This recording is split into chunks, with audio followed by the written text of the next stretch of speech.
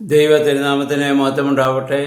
Bible reading പ്രോഗ്രാമിൽ സംബന്ധിക്കുന്ന ഏവർക്കും കർത്തൃനാമത്തിൽ സ്നേഹവന്ദനം. സംഖ്യാപുസ്തകം 31 അധ്യായം നമ്മളിന്ന് വായിക്കുന്നു. ഇവിടെ യഹോവയായ ദൈവം ആവശ്യപ്പെടുന്നത്, മോശയോട് ആവശ്യപ്പെടുന്നു, മിഥ്യാന്യരെ മുഴുവൻ നീ കൊന്നുകളയണം. കാരണം ഇസ്രായേൽ ജനം ബാൽ ദൈവത്തെ ആരാധിക്കുവാൻ ആയിട്ട് അവർ മാറാൻ കാരണം ഈ മിഥ്യാന്യ അഥവാ ഈ മോവാബി ദേശക്കാരാണ്. നമുക്കറിയാം, മോവാബി രാജാവായ ബാലാക്ക് ഇസ്രായേലിനെ ശപിക്കാൻ വേണ്ടി പ്രവാചകനായ ബിലിയാമിനെ വിളിച്ചുകൊണ്ട് വന്നതും ബിലിയാം ശാപത്തിന് പകരം അനുഗ്രഹം കൊടുക്കേണ്ടി വന്നതും അതിനായിട്ട് പിന്നെ ബിലിയാമിന് ലഭിക്കേണ്ട സ്ഥാനമാനങ്ങളും സമ്പത്തൊക്കെ നഷ്ടപ്പെട്ടപ്പോൾ അദ്ദേഹം ബാലാക്കിന് ബുദ്ധി പറഞ്ഞു കൊടുത്തു. നിങ്ങളുടെ സ്ത്രീകൾ ചെന്ന് ഇസ്രായേൽ പുരുഷന്മാരെ വശീകരിക്കുക.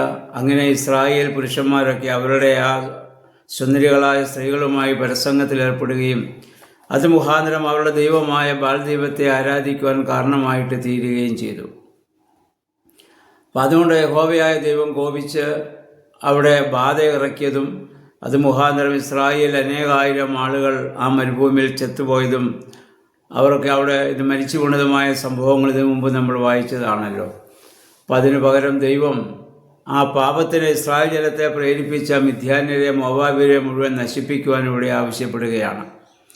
അതിനുവേണ്ടി യഹോവയായ ദൈവം ഇങ്ങനെ പ്രതികാരം ചെയ്യുന്നവനാണോ എന്ന് വേണമെങ്കിൽ നമുക്ക് നോക്കാം.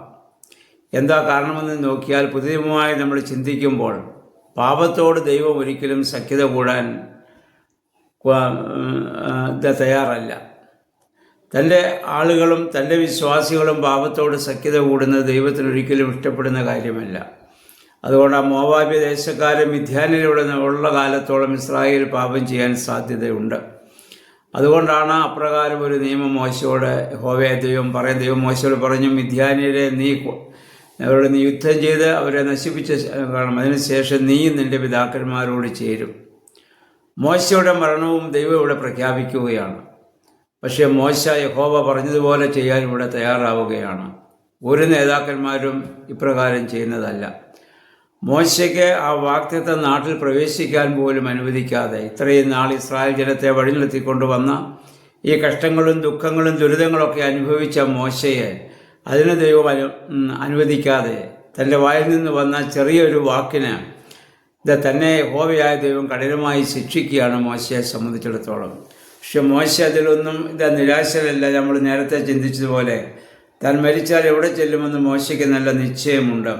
അതുകൊണ്ട് മോശ അതിന് ഇവിടെ തയ്യാറാവുകയാണ്. അങ്ങനെ മിഥ്യാന്യരെ യുദ്ധം ചെയ്യാൻ വേണ്ടി ഇസ്രായേലിലെ 12 ഗോത്രങ്ങളിൽ നിന്ന് ഓരോ ഗോത്രങ്ങളിൽ 1000 പേരെ വീതം ഫിനെഹാസിൻ്റെ നേതൃത്വത്തിൽ അവിടെ അവർ ആ യുദ്ധത്തിലായിട്ട് അവിടെ വേർതിരിക്കുകയാണ്. ഫിനെഹാസ് മകൻ അഹറോൻ്റെ പുത്രൻ, ഇപ്പോൾ മഹാപുരോഹിതനായ എലെയാസാറിൻ്റെ മകനാണ്.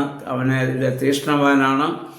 ആ വ്യഭിചാര കുറ്റം ചെയ്ത സമയത്ത് ഈ ഫിനെഹാസ് അവിടെ ഉണ്ടാകുന്ന ഒരു ഇസ്രായേൽക്കാരനെയും ഒരു മോവാബി സ്ത്രീയെയും കുന്തം കൊണ്ട് കുത്തിക്കൊന്നതും അതോടുകൂടി ബാധ അവിടെ നിന്ന് നീങ്ങിപ്പോയതൊക്കെ സംഭവങ്ങൾ നമ്മൾ നേരത്തെ കേട്ടതാണ്. അങ്ങനെ ഫിനെഹാസിൻ്റെ ആ നേതൃത്വത്തിൽ ഇസ്രായേൽ ജനം മിഥ്യാന്യരെ യുദ്ധം ചെയ്ത് അവിടെ ആരോഗ്യവാന്മാരായ എല്ലാ പുരുഷന്മാരെയും അവിടെ അവർ കൊന്നുകളഞ്ഞു. അത് കഴിഞ്ഞ് അവരുടെ സ്വത്തുക്കളൊക്കെ കൊള്ളയടിച്ച് അവർ മടങ്ങി വരുമ്പോൾ അവനെ സ്വീകരിക്കാൻ വേണ്ടിയിട്ട് എലെയാസാറും അല്ലെങ്കിൽ ഇസ്രായേലിലെ ആ നേതാക്കന്മാരൊക്കെയും അവിടെ കൂടി. ആ സമയത്ത് മോശ അവരോട് കോപിച്ചിട്ട് പറഞ്ഞു, നിങ്ങൾ എന്തുകൊണ്ട് അവരുടെ സ്ത്രീകളെ മാത്രം നിങ്ങൾ കൊന്നില്ല? പുരുഷന്മാരെയൊക്കെ കൊന്നു. അവരുടെ ആടുമാടുകളും സ്ത്രീകളും സ്വർണങ്ങളും അവരുടെ സമ്പത്തുമായിട്ടാണ് അവർ യുദ്ധം ചെയ്ത് കീഴടക്കി അവരെല്ലാം പിടിച്ചടക്കിക്കൊണ്ടുവരികയാണ്. അപ്പോൾ മോശ അവരോട് പറഞ്ഞു, ഈ പാപത്തിന് കാരണം ആ സ്ത്രീകളാണ്. അതുകൊണ്ട് പുരുഷൻ തൊടാത്ത അല്ലെങ്കിൽ വിവാഹം കഴിക്കാത്ത സ്ത്രീകൾ ഒഴികെ ബാക്കി എല്ലാവരെയും നിങ്ങൾ കൊന്നുകളയണം. കാരണം അവരായിരുന്നു ആ പരസംഗത്തിൽ ഇസ്രായേൽ ജനത്തെ മുഴുവൻ ഇത് പ്രേരിപ്പിച്ചത്. യഹോവയുടെ സ്ഥാനത്ത് നിന്ന് മോശ അവിടെ അത് കൽപ്പിക്കുകയാണ്. കാരണം പാപത്തോടൊരിക്കലും സഖ്യത കൂടാൻ പാടില്ല എന്നുള്ളതാണ്. അതുകൊണ്ട് ആ ഇസ്രായേൽ ജനം എല്ലാം ചെന്ന് അവരെ മുഴുവൻ അവിടുന്ന് കൊന്നൊടുക്കുന്നതായി നമ്മളിവിടെ വായിക്കുന്നുണ്ട്. അതിനുശേഷം പറഞ്ഞു, ആ അശുദ്ധരെ സ്പർശിച്ച് നിങ്ങൾ ശുദ്ധീകരണം നിങ്ങൾ പ്രാപിക്കണം. അവിടുന്ന് നിങ്ങൾ കൊള്ള ചെയ്ത് കൊണ്ടുവന്ന സ്വർണം, വെള്ളി, ഇരുമ്പ് അങ്ങനെയുള്ളതായ സാധനങ്ങളൊക്കെ തീയിൽ അഗ്നിശുദ്ധി വരുത്തണം. അതിനുശേഷം ശുദ്ധജലത്തിൽ അതിനെ കഴുകി അതിനെ ഇത് വെടിപ്പുള്ളതാക്കി മാത്രം നിങ്ങളതൊക്കെ നിങ്ങൾക്ക് ഉപയോഗിക്കാവുന്നതാണ്. അതുപോലെ ആ യുദ്ധത്തിൽ പോയി അവരെ സ്പർശിക്കേണ്ടി വന്നവരൊക്കെ 7 ദിവസവും ശുദ്ധീകരണം ആയിട്ട് അവർ ആചരിക്കുകയും അതിനുശേഷം ആ ശുദ്ധീകരണ പ്രക്രിയകളൊക്കെ ചെയ്ത് അവർ ശുദ്ധീകരണം പ്രാപിക്കുകയും ചെയ്യണമെന്നുള്ളതാണ്. ഇവിടെ എന്നിട്ട് പറയാം, നമുക്കിവിടെ ആ കൊള്ള മുതലൊക്കെ അവരിവിടെ പങ്കിടുന്നതായി നമ്മൾ കാണുന്നുണ്ട്. ഇതെന്തുകൊണ്ടാണ് ഇങ്ങനെ ഇത് പുതിയ നിയമ ചിന്തയുമായിട്ട് നമ്മൾ പുതിയ നിയമത്തിലുമായിട്ട് നമ്മൾ ഈ വേദഭാഗത്തെ നമ്മൾ താരതമ്യം ചെയ്യേണ്ട പാപത്തോട് വിട്ടു നിൽക്കേണ്ടതായ ആവശ്യകതയാണ്. പാപകരമായ ഒന്നിനോടും നമുക്ക് കോംപ്രമൈസ് ഇല്ല. അത് ഭക്ഷണപാനീയങ്ങളായാലും കൊള്ളാം, അല്ലെങ്കിൽ ജീവിത രീതികളായാലും കൊള്ളാം, സംസാര രീതികളായാലും കൊള്ളാം, മനോഭാവമായാലും കൊള്ളാം, അതിനെയൊക്കെ പൂർണ്ണമായിട്ട് ഉപേക്ഷിക്കണം. അല്ലാതെ പകുതി പാപത്തിലും പകുതി ദൈവത്തിലുമായി ജീവിക്കുക എന്നുള്ളത് ദൈവത്തിന് ഒട്ടും ഇഷ്ടമില്ലാത്തൊരു കാര്യമാണ്. അതുകൊണ്ട് നമുക്കറിയാം, വെളിപാട് പുസ്തകം 3-ാം അധ്യായത്തിൻ്റെ 14 മുതലുള്ള വാക്യങ്ങൾ നമ്മൾ വായിക്കുമ്പോൾ ലവോദിക്ക സഭയോട് അവിടെ പറയുന്നതാണ്, നീ ശീതവാനുമല്ല ഉഷ്ണവാനുമല്ല, ശീതോഷ്ണവാനാകിയാൽ എൻ്റെ വായിൽ നിന്ന് ഞാൻ നിന്നെ ഉമിണ്ണുകളയും, അഥവാ നിന്നെ ഞാൻ ഇത് തുപ്പിക്കളയും. ചൂടുവെള്ളവുമല്ല പച്ചവെള്ളവുമല്ല, അല്ലാത്ത അവസ്ഥ വാട്ടവെള്ളത്തിൻ്റെ അനുഭവമാണ്. ഒന്നിൽ നീ നീതിമാനായിരിക്കുക, അല്ലെ പാപിയായിരിക്കുക. നീ ഇത് രണ്ടുമല്ല. അതായത് പകുതി പാപത്തിലും പകുതി ദൈവത്തിലുമായിരിക്കുന്ന ഒരു അവസ്ഥ.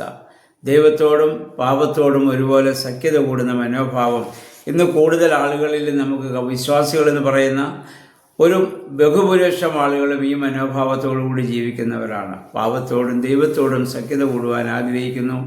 ദൈവം ഒരിക്കലും അത് അനുവദിക്കുകയില്ല. ദൈവത്തിന് നമ്മൾ ചേർന്ന് നിൽക്കുന്നുവെങ്കിൽ എല്ലാ രീതിയിലും നമ്മൾ വിശുദ്ധി പ്രാപിച്ചവരായിരിക്കണം. അതാണ് ദൈവം നമ്മിൽ നിന്ന് ആഗ്രഹിക്കുന്നത്. നമുക്ക് ജീവിക്കാൻ സൗകര്യം പാപത്തോടും ദൈവത്തോടും ഒരുപോലെ സഖ്യത കൂടുന്നതാണ്. അതാണ് നമുക്ക് ആരെയും മണക്കാതെ ഉള്ളതായ ഒരു ജീവിതമെന്ന് പറയുന്നത്. അതൊരിക്കലും ദൈവം ഇഷ്ടപ്പെടുന്നില്ല. ദൈവം എപ്പോഴും സത്യവും നീതിയും ഒക്കെയാണ്. ആ ഒരു അനുഭവത്തോട് നമുക്ക് ജീവിക്കാൻ സാധിക്കണം. പാപത്തോട് നമുക്ക് സഖ്യത പാടില്ല എന്നുള്ള വലിയ ഒരു ഗുണപാഠമാണ് ഈ വേദഭാഗത്തിൽ നമുക്ക് ലഭിക്കുന്നത്. അതനുസരിച്ച് നമ്മിലുള്ള പാപസ്വഭാവം എന്തെങ്കിലും ഉണ്ടെങ്കിൽ അതിനെ പൂർണ്ണമായി ഉപേക്ഷിച്ച് കളയുവാൻ തക്കവണ്ണം ദൈവമേ പരിശുദ്ധാത്മാവെ ശക്തീകരിക്കണമെന്ന് പ്രാർത്ഥിക്കാം. ദൈവത്തിന് നമ്മെ സഹായിക്കുമാറാകട്ടെ.